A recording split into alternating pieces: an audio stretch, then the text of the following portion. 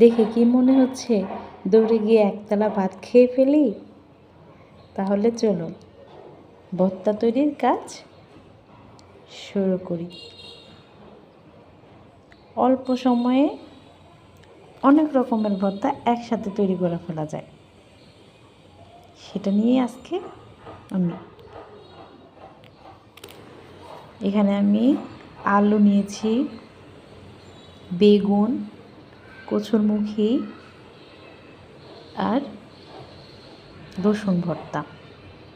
এগুলো আমি সিদ্ধ করে নিয়েছি, কিন্তু রসুনটা আর বেগুনটা একটু শুকনো খোলায় এপিট ওপিট করে ভেজে নিয়েছি। অনেকগুলো কাঁচামরিচ পেঁয়াজের সাথে এখন ভালো করে কষলিয়ে নিব। এই যে আমার